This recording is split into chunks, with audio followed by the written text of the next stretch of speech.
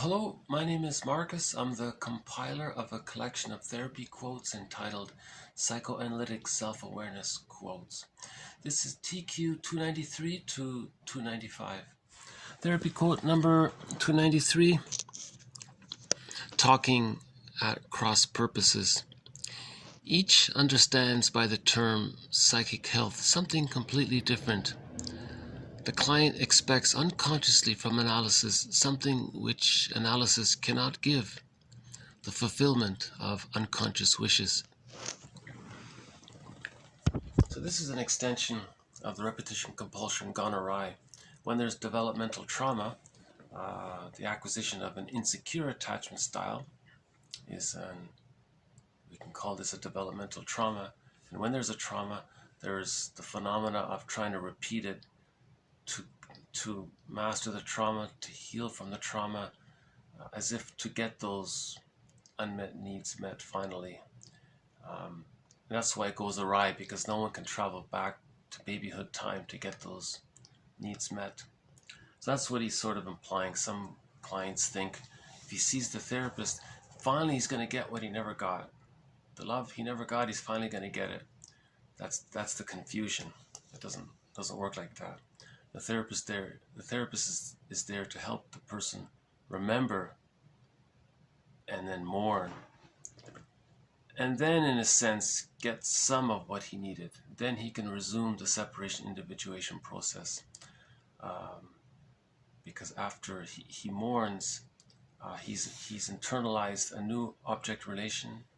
He has a new unit inside, a psychic unit inside, a representation of the good therapist supporting his individuation wishes, and an image of himself as somebody who is healthily on the journey to finding himself.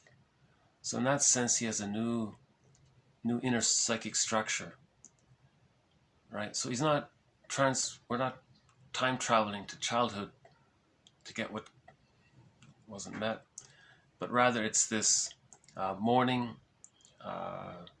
by remembering, healing the splits, achieving whole object relations, Ubuntu, psychological birth, internalizing this new object relations unit, the memories of the therapist being an object who supports his growth, and an image of himself as being someone who is aware of himself, being a seeker in this new him, so to speak. So an extension of this is 294.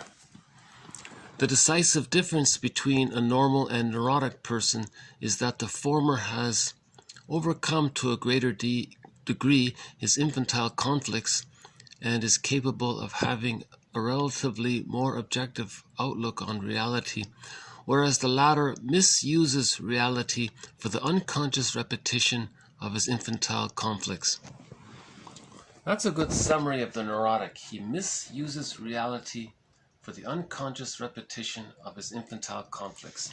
That's a great little phrase. The neurotic, a person who's dysfunctional. Unhappiness is a malady of the personal synthesis. It's a malady.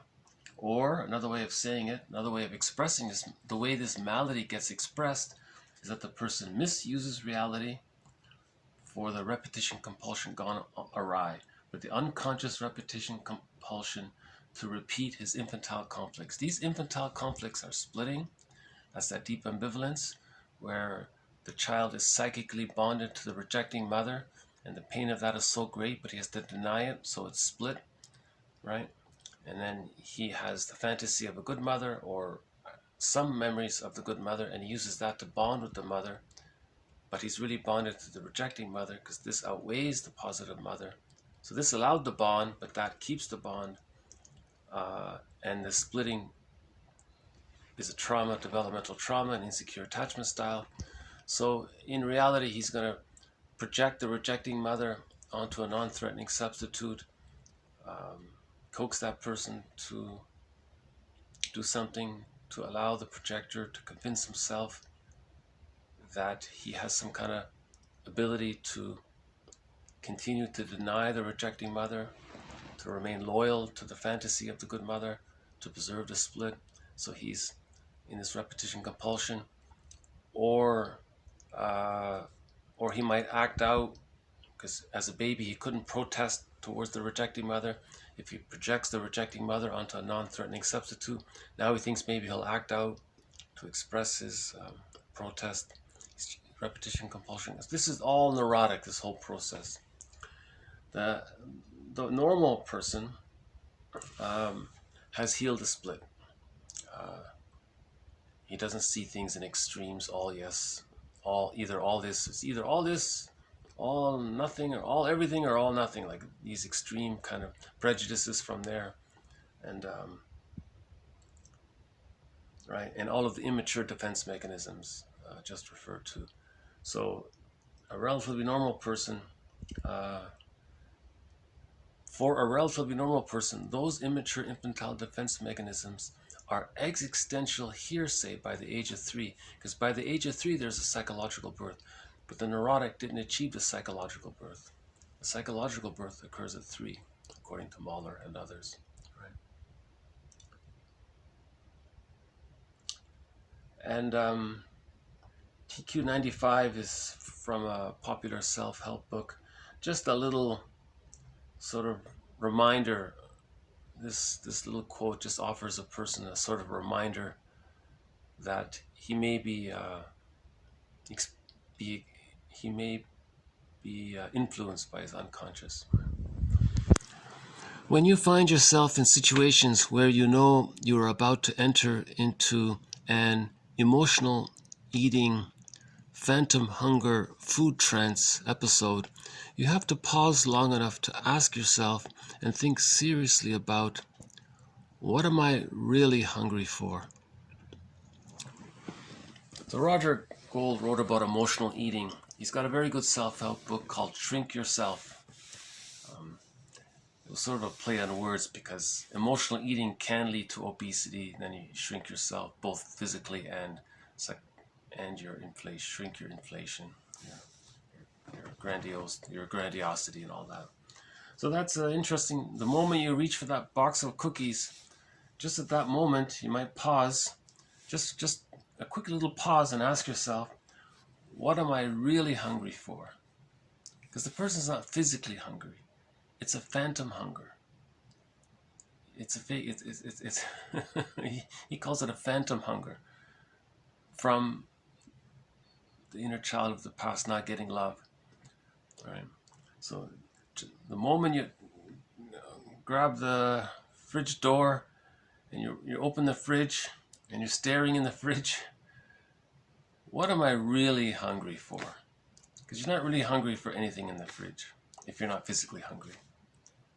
There's just that little pause there to make one realize that the inner child is, that there is this psychic pain, that there is this unconscious psychic pain that gets triggered. See, that little awareness, admitting to that's humanity's third narcissistic injury, that there could be something in the unconscious influencing our behavior, that there's such a thing as phantom hunger, that there's such a thing as emotional eating. That's an assault to our narcissistic ego. Remember, in the video just made, humanity has 4 narcissistic injuries. Copernicus was the first. Darwin was the... Copernicus said the earth is not the center of the universe. Darwin said we're part of nature. Freud said something like this, that the unconscious influences us. And then Bergler's theory, mentioned in the last video, being the 4th narcissistic injury. So yeah, so these 3 just add on, build to our collection.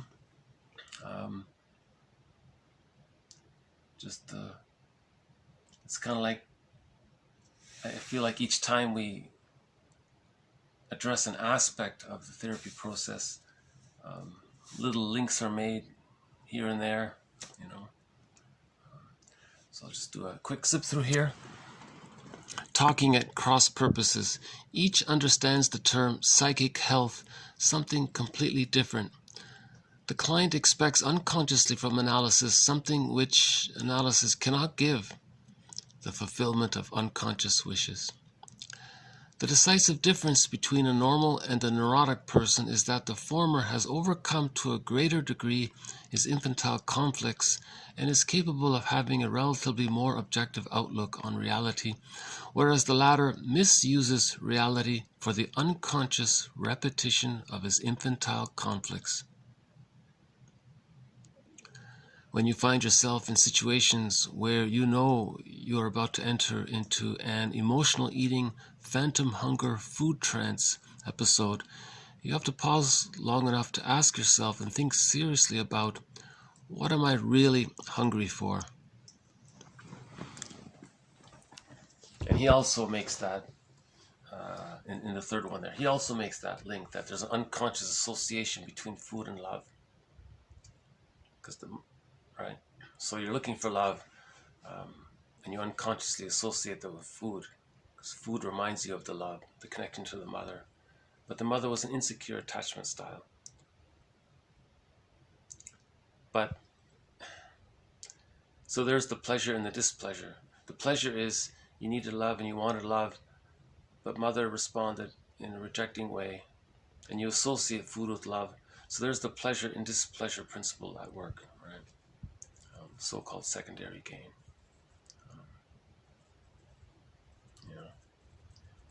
And that phrase, the neurotic misuses reality. That's projecting this. That's the secondary delusion, projective identification. He sees something, he can't see it. It's too, because he's too caught up in the repetition, compulsion, gone awry. He's too caught up in the past. He's living in the past. That broken record Bergler talked about. The neurotic has a broken record, like those long playing vinyl disc music records. He has one.